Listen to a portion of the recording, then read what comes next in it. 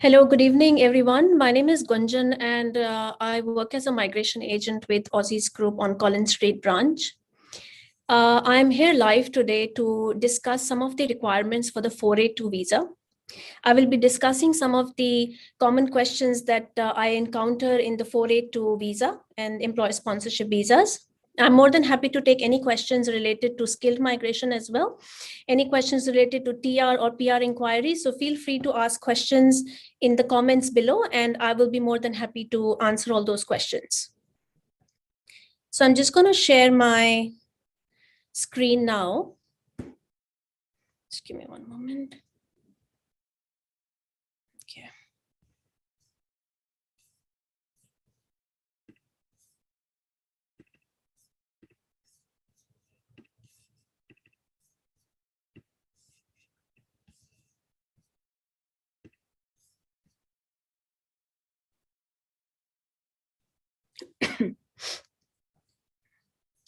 So hello everyone again. My name is Gunjan and I work as a registered migration agent with Aussizz Group in Collins Street office. Today I'm going to discuss the TSS, the temporary skill shortage visa, the 482 visa. I'm going to cover a lot of requirements. What are the documents required? What kind of documents you will be needing for sponsorship? What kind of documents you will be requiring for nomination, and a lot of visa requirements as well. Now, 482 is one of the most common visas right now. The word itself says a temporary skill shortage visa. So the 482 visa is basically designed to focus on filling up the skill shortages. And if you have any questions, feel free to ask me in the comment section. I will try to answer as much questions as I can. If I'm not able to answer some of the questions, I will be responding to them after this presentation as well. You can also contact me on this mobile number, and I've got my email address here as well. So if you have any questions, feel free to call me, SMS me, or email me on the Aussizz Group email address. Now, okay. Now, this is an overview of TSS visa. A lot of people, when they come to me for consultations, they ask me what kind of visas am I eligible for? What is 482 visa? What is 186 visa? That's the kind of questions I'm being asked. So the 482 visa enables basically employers to address the labor shortages by hiring skilled workers where they cannot find an appropriately skilled Australian person, Australian citizen, or Australian resident. So this visa is designed basically for employers. So if an employer, I'm going to take an example of an IT company in my presentation. So it's easier for you all to understand. So let's go with an example of an IT firm looking to sponsor a system analyst, that is one of the most common occupations people are being sponsored. Now, these eligibility criteria will fit in all occupations, most of them. Now, let's say an example, an IT company is looking to sponsor a system analyst, and they particularly need some skill set in that candidate. And they have posted a job advertisement where they cannot find an Australian resident or citizen. So one, because they cannot find an Australian resident or citizen, they will be sponsoring a candidate that fits into their requirements, the company requirements. The 482 facilitates employment of foreign workers to address the temporary skill shortage while ensuring that Australian workers get a priority. Now, I'm going to explain in my next slides that how this is done. The TSS visa holders can work in Australia in their nominated occupation, and they may have a pathway to permanent residency before their visa expiry. That's the whole purpose of basically the students or the people who are already working here to stay in Australia, to build a pathway towards the permanent residency. Okay. Now, this is again an overview. A business can sponsor someone for this visa if they cannot find an Australian citizen or permanent resident to do the skilled work. The business must be a sponsor or an overseas to sponsor under the TSS visa. What it means is that in order for you to be nominated by an employer, that employer must be a sponsor. You must have an eligible sponsor, which I will talk about the requirements of sponsorship in the next slides. You can be in and outside Australia when you lodge your application.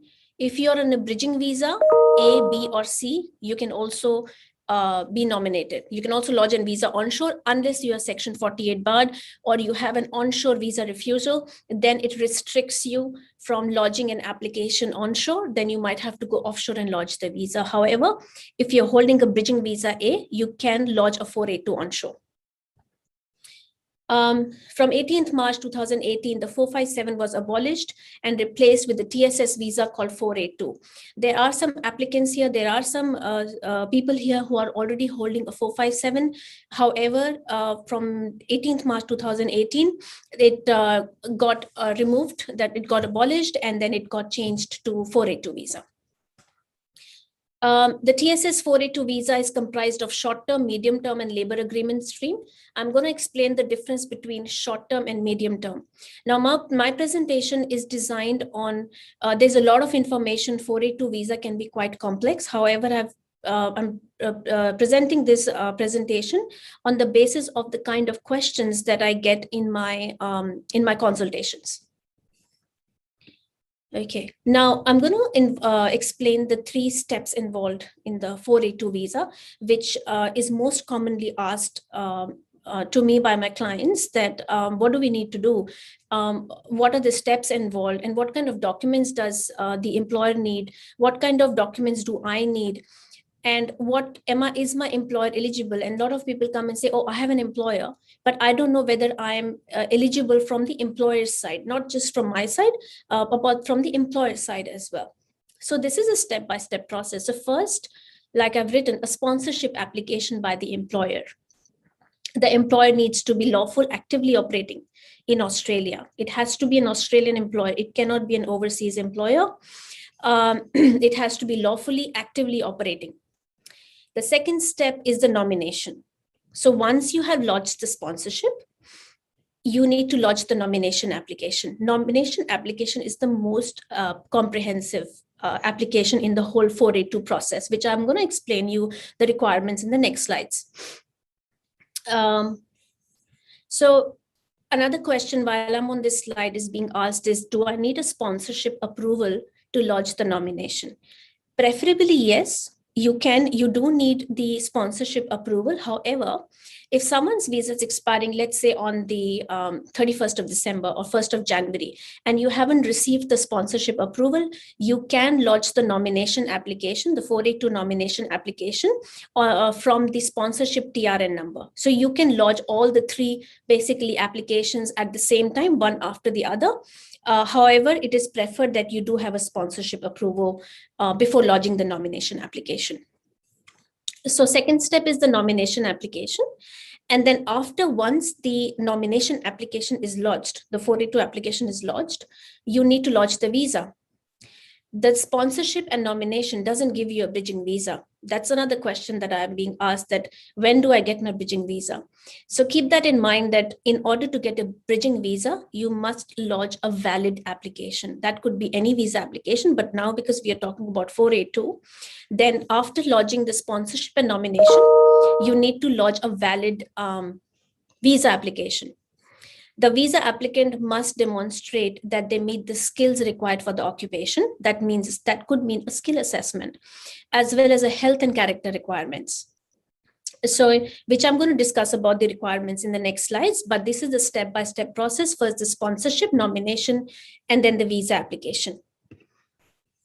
Now, the occupation list, the SOL, the skilled occupation list, the Department of Home Affairs has divided into medium-term and short-term list.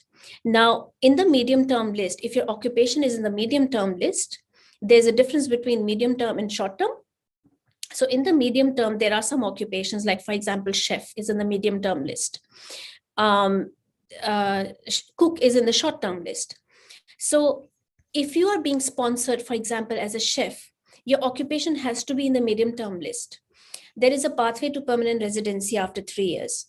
The English requirements is IELTS, not 5 each. So you cannot score less than 5, unless there are some exemptions as well. For 482 application, you need 2 years of relevant work experience required. Now, when I talk about relevant work experience, that means, for example, if you are being sponsored as a business analyst, system analyst, cook, chef, or an engineer, any occupation, your work experience should be relevant. Like, for example, if you have been working as probably a construction manager, and your employer wants to sponsor you as an electrical engineer, so you cannot use that work experience to be sponsored as an electrical engineer. You must have work experience of an electrical engineer. So that's probably what it means. There is no age limit. If you're 55, you can apply for 482 visa. You need to meet health and character. That means you need to clear your medical examination and need to clear your character, which is the police checks. Labor market testing is one of the most important and mandatory requirements. So what labor market testing means is that the employer, like I said, I explained in the beginning that for the 482 visa, it's a skill shortage visa. The department needs to be convinced that there is a shortage in the labor market. Then the employer cannot find a suitable Australian resident or citizen in order to sponsor. So labor market testing also, I will explain in the next slides. Employer must pay the market salary rate. These requirements are very, very critical for the nomination application. Now, my next slide is about the sponsoring workers, that what is the training levy. This is one of the most important criteria. I'm going to go back to my previous slide. Okay, now I would like to explain the difference between the medium term and the short term. In the medium term, for example, chef, there is a pathway to permanent residency after 3 years. That means you can lodge a 186 transition stream. However, if your occupation is in a short-term list, which is, for example, cook, you can only lodge the 482 visa for 2 years, and you cannot lodge a 186 after that, because that is in the short-term list. So any occupation which is in a medium term, so when the clients come to me and say that my employer wants to sponsor me as a cook, so I try to give them options that, is there an availability of a chef in the restaurant, because you hold a certificate for in commercial cookery. So could you please discuss it with your employer that are they happy to sponsor you as a chef, because it is in a medium term list, and then it has got the pathway to permanent residency as well. So that's the difference between the medium term and the short term. Okay. Now, with the employer, one of the most common questions I'm being asked with the employer-sponsored visas is that how much is the employer needs to spend? That is one of the biggest concern of usually the clients, that, oh, my employer needs to spend money. Now, yes, the employer is obligated to spend some amount, because at the end of the day, they are sponsoring you. So there are some, the funds requirement that they need to provide it to the department. Now, if your business has got a turnover of less than 10 million, but not many businesses have less than 10 million turnover. There are a lot of big companies there. The turnover is more than 10 million.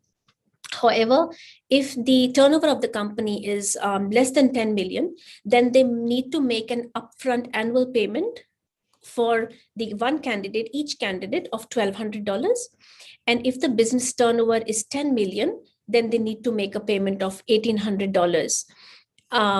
That is 1 year annual payment. So for example, if your employer is sponsoring you for, let's say, 3 years, and if the turnover is less than 10 million, then they will pay 1,200 into 3, because they're sponsoring you for 3 years. If the turnover is more than 10 million, and the employer wants to sponsor you for, let's say, 2 years, then they will be paying $1,800 into 2. So that's the employer cost. They need to pay that. Another question I'm usually asked is that, can it be paid in installments? So the answer is no. The employer cannot pay the SAF levy, the Skill Australian Funds levy cost, in installments. They need to pay it upfront at the time of nomination. So when I'm lodging the nomination application, the calculation will come, for example, if it's 2 years, they need to pay $2,400 if the turnover is less than 10 million. So it is an upfront cost, not in installments. And it's a requirement. It's a mandatory requirement. All right. Now, as I discussed previously, there are step-by-step process. I'm just going to take one or two questions, and then I'm going to get back to this the step-by-step process in a minute. Okay, so one of the clients is asking, hi ma'am, when can we apply permanent residency through the TSS 482 short term? Okay, so thanks for your question, and it's a very relevant question. So like I said, if your occupation is in a short-term list, you can apply for the TSS 482 visa for only 2 years. After those 2 years, you can only extend the visa for another 2 years. So basically, if your occupation is in a short-term list, you cannot lodge a 186. But while you are on a 482 visa, you should explore options for state nomination. Like Victoria has got workforce skill pathway. So, and other states have, because you cannot change the employer. If you have to change the employer, then you need to relodge the nomination and inform the department. Okay, so Gautam, if your application and if your occupation is in a short-term list, you cannot apply the permanent residency 186 pathway through the employer. However, you can lodge it independently, like through the skilled migration program. I would also like to mention, Gautam, that if your employer is in a regional area, you could consider 494 instead of 482. So the benefit of 494 is that, however, the requirement is you need 3 years of experience for 494, and a skill assessment is mandatory. The benefit of 494 is that it's a regional visa for, so you need to stay in the regional area for 3 years, and then you can apply for PR. 191. So basically 494 can be employer sponsored. So you will get the visa, you need to live and work in the employer for 3 years, and then you can get permanent residency. But to answer your question, for 482 short-term list, you cannot apply for 186 directly or through transition stream. Okay, so Syed is asking, can you tell me how much experience is required without any formal qualification? So Syed, it depends on your qualifications and it depends on your nominated occupation. So the qualification is mandatory in most of the occupations because you're not considered skilled if you're not qualified. However, there are situations where, for example, I've got a client for example, a cookery or a chef. He's got maybe 7 or 8 years of experience as in commercial cookery overseas or in Australia, but he doesn't have a qualification. So you can get an RPL. So you can get a recognition of prior learning certificate through college or through VETSS. And then through that certificate, we can calculate your work experience, and then you may be eligible for 482. So Syed, it depends how much experience do you have and what is your nominated occupation. All right, I'm just going to explain the sponsorship and I will take more questions. Okay, so like I said, the first criteria is sponsorship. The business must be approved as a sponsor in order to apply for TSS visa. In order to obtain a standard business agreement, the business must demonstrate lawful and active operation in Australia. This includes ABN. I will also explain the documents required for the sponsorship in my future slides. So you need to be operating, the employer needs to be operating in the ABN, and they need to provide their business activity statements to show that, yes, there are financials going on in the company, and the financial statements, profit and loss statement, preferably of the last 2 financial years. The business, not mandatory, it has to be in profit. Yes, due to COVID, like some restaurants have gone into loss. So yes, that can be considered from the department as well, considering that there was compelling circumstances, exceptional circumstances that the business was going into loss. Okay. So I've listed some of the documents because this is one of the most common questions I'm being asked by the clients and the employers as well. When the employers contact me, they ask me that what kind of questions I need. So the documents I need, so the lease, the operation of lease. Now, there are some businesses that have permanently working from home. That is not an issue. However, with the nomination, it is probably preferred that we provide the lease agreement, that the business is operational. The contract of sale for the purchase of the business, it is not mandatory, preferred. However, in very, very rare situations, the department will ask. However, lease agreement is mandatory. Evidence of employment of contracts, the contracts, pay slips, business activity statements, business bank statements. Now, this is the whole list of documents. Now, not mandatory, you need to provide all the documents. However, lease agreement, BAS, and profit and loss statements are the main documents that will be required for the sponsorship. If the application, if I think is weak, then I might request more documents. For example, if the business has gone into loss. So you might need to provide the client contract, some of the confidential information. However, some of the confidential information could be the client contracts, the customer receipts, the invoices, future business prospects, future business plans, in order for the department to consider that, yes, the business is going into loss. However, there are business plan, there is an expansion, and there is a business plan the company will might go into profit in the next couple of years. The accountant's letter is not mandatory. However, it is preferred you provide the accountant's letter that confirming the business is actively operating in Victoria or any other state. All right. Now, with the nomination, like I mentioned, that nomination is the most critical aspect of the whole 482 process, because that's where the genuinity of the position lies, that why the employer is ready to sponsor you, why there is a requirement of the candidate in the business. So I'm going to get into labor market testing and the salary level. Now, all these are mandatory to address. For example, if the company has done labor market testing and you don't address the market salary rate, that why you are being paid, for example, an 80K, or let's say as a business analyst, why the company is paying you 80K as a business analyst. So that need to be addressed as well. The position genuineness will include a couple of documents, organization chart, but I will share it in my next slide, that what are the documents required for the nomination application.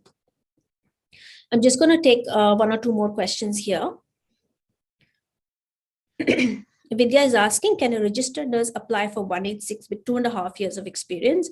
So Vidya, for 186 direct entry, you must have 3 years of experience at a skill level. You can lodge a 482 with minimum 2 years of experience. So if you're in Australia, let's see how much time you have left. You can get in touch with me and then we can do a consultation, and then I can provide the pathway about the 186 or 482. What you can do is you can plan accordingly as well. So let's say if your visa is expiring soon and you've got only 2.5 years of experience, let's see what kind of valid application can I lodge for you to get on a bridging visa A. And then once you get on a bridging visa A, you can lodge your 482 186 once you complete 3 years of experience. So for example, let's say I lodge a COVID visa for you because you are working in one of the critical sectors. So you're eligible for a COVID visa at this stage. So for COVID visa 408, once it's granted, or you're in a bridging visa A, you can still lodge your 186 direct entry. If you're talking about TRT, transition stream for 186, then you need to hold a 482 visa. For 3 years, you need to complete your work experience and then lodge your 186. But for direct entry, yes, you need 3 years work experience. Okay, so Moxil is asking, if I have 2 years experience and I'm going to apply for medium-term TSS visa, do I need to be on that visa for 3 more years or just 1 year to apply for 186? So Moxil, for 186, there are 2 streams, the transition stream and the direct entry stream. For the transition stream, you need to work on the 482 for 3 years. However, if you already have 2 years of experience, you just need 1 year extra to work, and then you can apply for 186 direct entry. So you can get in touch with me. I can discuss it in detail with you about the requirements as well. So more than happy to assist you with that. Right. But however, 186 direct entry, 3 years experience. Okay, so Silitkam is asking for 494 visa. What type of employment it is, 2 years full-time or part-time? So you need 494, 3 years. not 2 years. 482, it's 2 years. 494, you need 3 years work experience at a skill level. So make sure, and you need a skill assessment, which is mandatory. There is no exemption for it. You can get in touch with me for your one-to-one consultation, and I will discuss about the 494 separately with you, because this presentation is mainly for 482. I can address your questions. However, 494 has different requirements. So don't mix it up with 482, 494, different requirements. Employer has to be in a regional area, 3 years work experience, and a skill assessment. All right. I'm going to discuss the nomination requirements, which might answer a lot of questions for a lot of clients as well. Okay. Now let's talk about labor market testing, which is the first requirement, one of the requirements. So I'll talk about these 3 requirements, which are mandatory. It is not optional, it is mandatory. So labor market testing, market salary rate, no equivalent worker, and position genuineness. These 4 things are mandatory for 482 visa. It might look a lot of complex. However, also keep in mind that everyone's situation is different. This is general requirements for 482. Someone who has done cookery, chef, engineers, construction, maybe a recruitment consultant, or everyone's situations is different, and everyone's criteria can be weak, or application can be strong. So in order to have a personalized consultation, you can get in touch with me on my mobile number, and then we can discuss it in detail. All right. So when we talk about labor market testing, like I said, what it means is that the department needs to be convinced that the employer did efforts to find a candidate in the market and find a local labor. Now, the department needs to be convinced that the employer couldn't find an Australian resident or citizen in order to fill that position. That's a very important criteria, which a lot of employers and applicants miss. And I have seen people coming to me with a lot of refusals because people forget this criteria, and they just put the job advertisement just for the sake of it. So you need to understand that the job advertisements are very critical. The information that goes into the job advertisement is very critical. Let's say, for example, the applicant is being paid $80,000 per annum plus super. And in the job advertisement, the employer lists $70,000. So that's an incorrect labor market testing done, because in the job advertisement, the employer was offering 70,000. However, the applicant is being offered 80K. So that application highly likely is going to be refused because it was not done properly. Now, the labor market testing says that the job advertisement should have been active for 28 days. That's the requirement, that the job advertisement should have run for minimum 28 days on the website. So one of the mandatory websites is Job Active. Now, a couple of years ago, you could post job advertisement anywhere, Seek, Indeed. You have to post in 3 minimum websites, and Job Active is one of them. They can post on Indeed, Seek, Career One.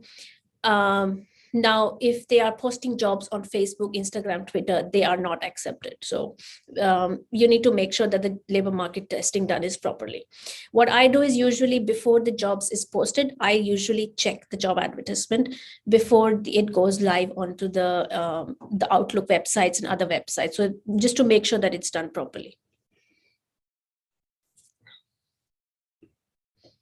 Okay, now another question I'm being asked is that what kind of information needs to go in the job advertisement.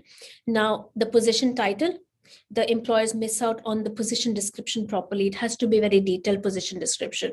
For example, in the position description, what if like they mention the duties of an assistant accountant and the person is being sponsored as an accountant? So they don't match. So that means they try to hire someone as an assistant accountant. However, the job being offered is of an accountant. So we need to make sure that the titles and the responsibilities in the job advertisement is correct and is consistent with the occupation. Name of the approved sponsor or the recruitment agency being used by the sponsor, and the salary of the position is mandatory. They can also mention how much years of experience is required, because, for example, let's say for 482, the minimum experience required is 2 years.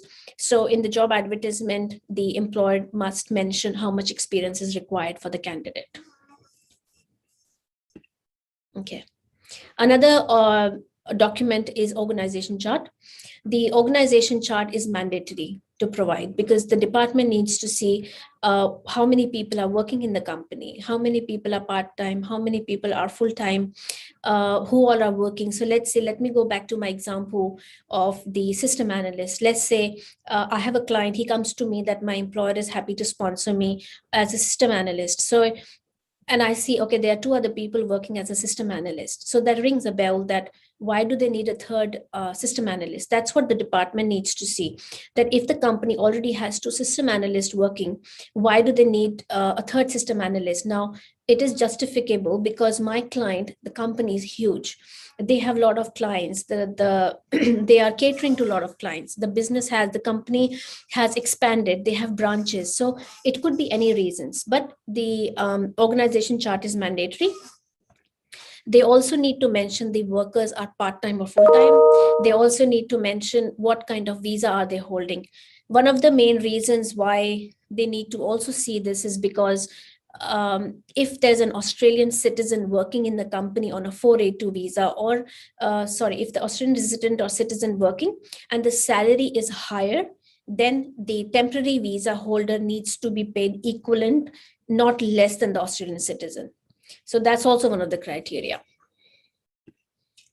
Another document is, so now I'm actually going through what kind of documents you need. So labor market testing, and then the organization chart, position description. Position description is mandatory, that what kind of occupation you're being sponsored, what kind of duties you will be performing. So that is very critical to show to the department that what kind of duties you will be performing, what are the qualifications required. Keep in mind that the position description needs to be consistent with the labor market testing. For example, if the required qualifications, let's say, is master's, and in the labor market testing, the job advertisements say that eligible qualifications can be a diploma. So that is inconsistent. So you need to make sure that the position description has got the right information. All right. Position genuineness. This is one of the most important document, because you need to be convincing. You need to convince the department. Sorry about that. You need to convince the department that the position is genuine in the organization.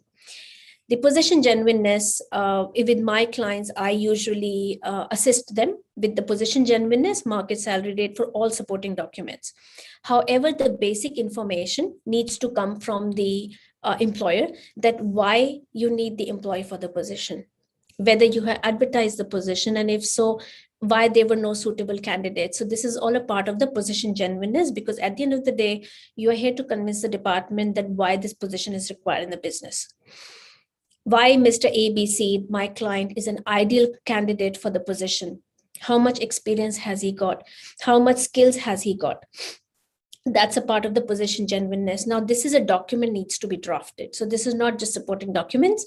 It will be kind of maybe 15, 20 pages document where we need to explain why that position is genuine. Whether this position has previously existed in the organization. For example, let's say there is a restaurant and with maybe a couple of chefs. Now, suddenly a position has arisen of restaurant manager. Now that raises a question mark that business has been running for the last 15 years. Why there is a sudden need of a restaurant manager? Why can't owner manage it? So these kind of things form a part of position genuineness. If the position was previously occupied, why is it now vacant? So that's position genuineness. I'm just going to take 1 or 2 questions again. 2 years full time. I've taken that one. Okay, so Agreem is asking, does your job have to be full-time contract, or it can be full-time hours, casual for 48186? So no casual employment. You can, however, count permanent part-time. So let's say, for example, you have worked 1 year part-time. So 20 hours per week. So that will be 6 months full-time. So equivalent. So 2 years part-time is 1 year full-time. So you can prorata it. Casual, no. There are exceptions, like maybe I can discuss it with you one-to-one agreement, because I don't want you to think that, okay, you're not going to be eligible at all. Let's discuss it in person. Either we can have a phone consultation or Zoom or face-to-face in the Collins Street office. And then I can discuss your eligibility. Sometimes I have experienced, why I'm saying is that I have clients where they have been working 20 hours every week. However, the payslip says casual. So questioning the employer, there have been cases where employers puts it as casual. However, they have been working part-time 20 hours. So we can discuss that in detail, whether what can be the solution for that. Okay, is there a way to get a sponsorship to medical laboratory technician and PR with 2.5 years of experience or short term? So Aarti, if your occupation is in a short-term list, then you can apply for 2 years of 482 visa with an extension of 2 years. However, it doesn't lead to 186 because it's in a short-term list. But if your employer is in a regional area, then there are different requirements for 494. So you can get in touch with me and I can discuss. However, medical laboratory technician, we can look for state nomination options as well, like not necessarily Victoria. We can look for other skill migration options for you as well. So I've got my contact details up here. My mobile number, it's a little bit hidden, but I don't know why. 0404-083304. So you can SMS me or WhatsApp me on this mobile number and I can get in touch with you. Okay. Let me go to the next slide. Now, after the position genuineness, I have listed some of the common questions which I, in my consultations, when I do the consultation for employer-sponsored visas, I have encountered some of the very common questions. Now, what I'm asked is, what occupation course should I use when sponsoring for 482? So employers also ask me that we have these positions vacant. For example, let's say it's a restaurant. So which occupation should I be sponsoring the candidate? So one, it depends what qualifications does the applicant hold. What kind of qualification is the person holding? Based on the qualification and work experience, also, what is the need of the business? So it is not necessary just to look at the qualifications and work experience. It also depends that what is the requirement of the business. For example, let's say if a business needs to sponsor an accountant, and you say, okay, no, I've got a qualification of an IT person. Then if the business needs the requirement of an accountant, you can't just get sponsored for an IT because there's no business requirement. Another question I need, I'm very, very commonly asked is that, Gunjan, do I need to work with only one employer? So no. So what usually what the clients get confused with is that I need 2 years of experience for 482. Well, should that be with only one employer? So no, you can combine as many employment in your previous couple of years, 5 years, most probably 5 years. And it could be with any number of employers, but it has to be full-time or part-time equivalent. Can I lodge my TSS 482 application from inside Australia if I hold a bridging visa or I don't hold a visa at all? So if you're in a bridging visa E, then no, because you're section 48 barred. The department had exemptions for 194, 91 and 494. If you're section 48 barred, you can lodge onshore. However, 186, 482, there is no exemption. If you are holding a bridging visa E, you cannot apply onshore because you're section 48 barred, unless very, very rare, like I have a client who has got highly, highly exceptional reasons. He's got children here, couple of years, and he's got the custody, etc., etc. That's a different scenario. However, in normal situations, you have to hold a bridging visa A, B, C to lodge an application onshore. Can I change my occupation while on a TSS or a 457 visa?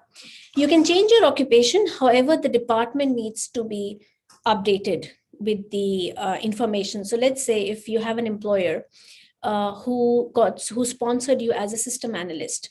Now the the business needs requirements for computer network system engineer. So you may change your occupation if you're eligible, but the department needs to be informed and the relevant documents need to be provided.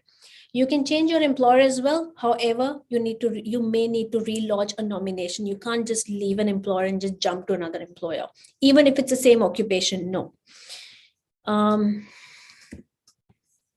take some questions in the comment section.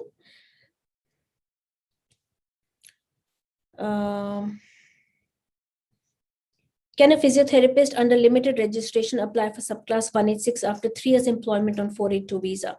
So thanks for your question. So with physiotherapist, you need to check. For example, you do for 186, you do need a skill assessment.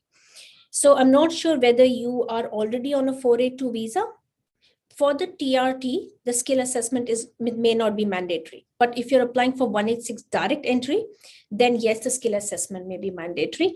But if you're doing a TRT, for example, if you are holding a 482 and you've already worked for 3 years, you may apply for 186 TRT. However, I would need to discuss it in one-to-one with detail. If you think you are eligible or you may be eligible for a couple of years, it's good to pre-plan. So I always encourage my clients to have the consultation with me regarding this, even if you're not immediately available, because my clients come to me with 18 hours per week. I said, no, because you need to have minimum 20 hours per week if you want to count your work experience as part-time equivalent. Carl is asking, does full-time on ABN count as work experience towards the 186 direct entry on full-time contract now since 1.5 years back? That's all right. That's not an issue. However, you need to have 3 years of full-time. So you need to have, for 186 direct entry, you need to have minimum 3 years of full-time experience. Yeah, I'm not sure if I've got your question right, but if you want, you can discuss it with me one-to-one and contact me on my mobile number or text me. So Abhishek is asking, can we count Indian experience for 482 with Australian experience? So I guess you're asking that can you also count your overseas work experience for 482? So yes. So for example, if you did your Bachelor's of Information Technology, for example, in India or any other country, and you have worked for India for 2 years full-time, yes, you can count. So the work experience can be, sorry about the background. So work experience can be in any country, doesn't matter as far as you meet the requirements. If you have any more questions, feel free to get in touch with me on my mobile number or my email address, or you can follow me on Gunjan at Aussizz Melbourne for any migration related inquiries. And you can also get in touch with me via WhatsApp on my mobile. If you're overseas, you can WhatsApp me and we can arrange a consultation, discuss your individual solution. I do recommend everybody to plan ahead, because if you're closer to your visa expiry, you might not have a lot of options. So because now there's so much of uncertainty with the visa conditions, so I would recommend that you plan ahead. There's one more question. Vikram is asking, I'm currently working last 6 months in cybersecurity. Can my employer sponsor me? So Vikram, there could be an option for training visa as well. However, for training visa, you need 12 months of work experience in the last 24 months, not 6 months. However, if you have done your degree in the last 24 months, that may be counted as experience as well. So one, I would like to double check a couple of things. Which visa you're on, when is it expiring, how much time have you left? If you have got another 7 months or 6 months on your visa left, then you may continue to work for another 6 months. We can do a training visa 407, and then for 12 months maybe, and then you can continue to work and then accumulate your work experience. Then eventually we can plan for 482 or 186, whatever you'll be eligible for.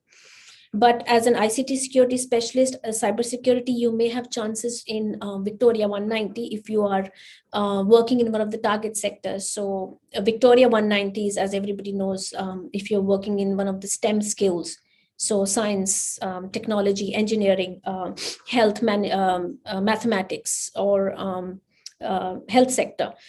So if you're working in one of the target sectors is manufacturing, health, digital sector, and couple of more, then you may be eligible for Victoria 190. Or you can look for other state nominations. So you can get in touch with me, Vikram, and then we can have a consultation, and then we can discuss your occupation's visa eligibility. I don't have any more questions now, but if you guys want to ask, you can contact me.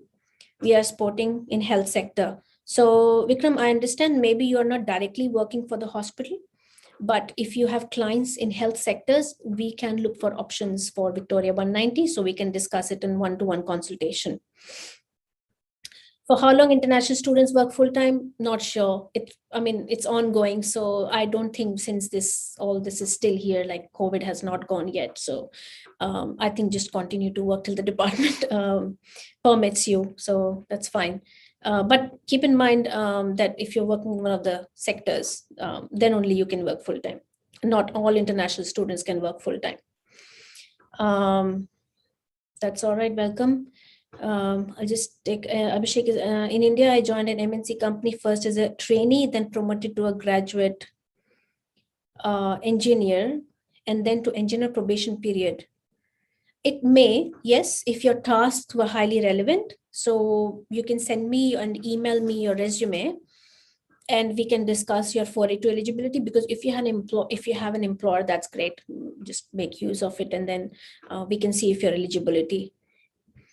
Chef, yes, you can work full-time. That's a hospitality sector. That's fine. Well, Anthony, then you can try for maybe employer-sponsored or the workforce skill pathway for 491 or 190 Victoria. Points required for food technologist in New South Wales regional. So Ruhan, let's see, which stream are you applying? Have you already applied for it? New South Wales regional area has different regions. So January, the window is opening for the New South Wales 491.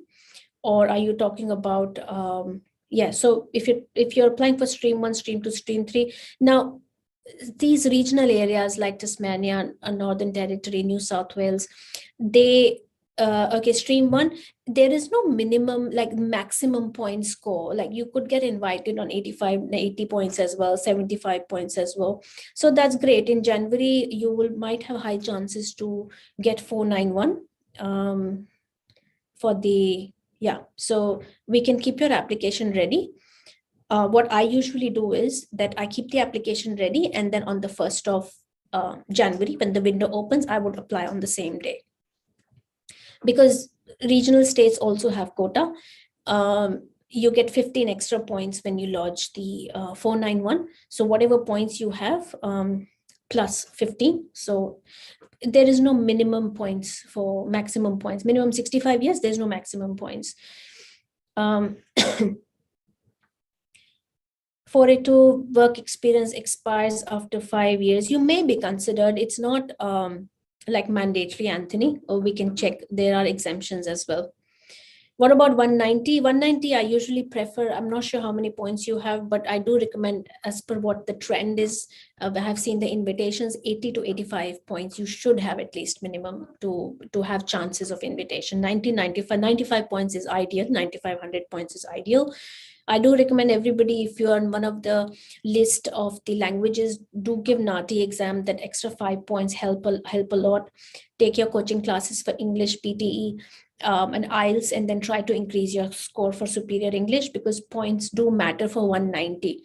491 regional areas, yes, sometimes they are, they think, they check how much is the quota, how much they have, how much is the commitment to the state. For example, Northern Territory 190, sometimes they don't really care how much points do you have.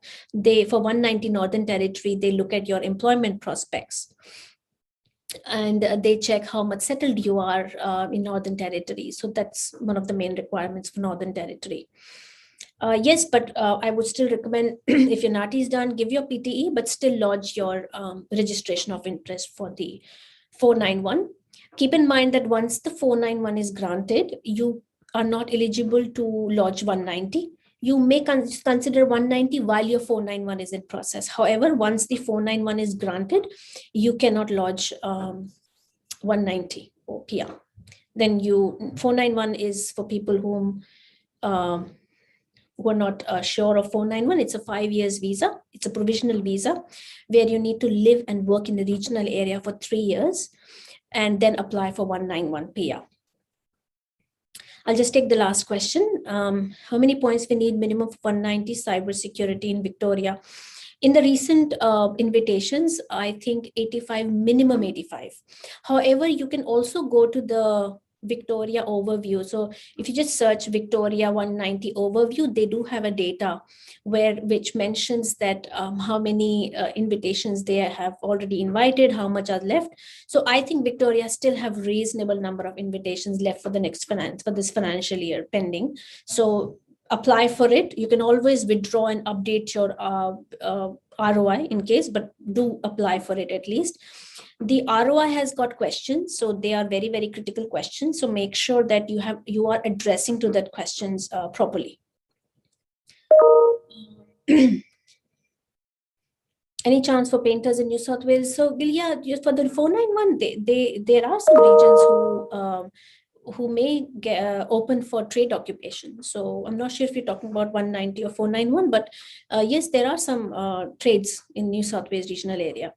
Also keep in mind that when you're applying for New South Wales 491, you do need to make sure that that occupation is in that state list. For example, if you select Orana, then you need to go to the Orana website and check whether that occupation is actually available in Orana or not. So you can get in touch with me and then I can do the consultation for you and plan your pathway. I'll take one more question. I have 75 points and my field is mechanical engineer. Currently living in New South Wales. Any chances to get invitation stream 3? Yes, you may be. 75 points. I'm sure it's not including 15 points from the state. So 75 to 85, 90 points for New South Wales. Stream 3, we haven't seen. Stream 3, I haven't seen many invitations yet, unless you are living and living and working in regional area.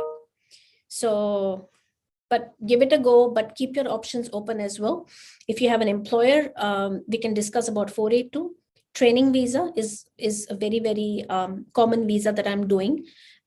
Training visa is easier than 482 in the terms of that they don't need to pay the training levy. Cost training visa you may get for 6 months, 12 months, 2 years, depending on how much experience you have. So I can suggest for how long you should apply the training visa for. Employers are more flexible to do the training visa. So I'm going to end my presentation here. Thank you everyone for attending it, and please feel free to contact me for any questions, any migration related questions. And we specialize in all visas, but specifically I do more of employer nomination visas, so you can get in touch with me for this. Thank you very much. Have a great evening and stay safe.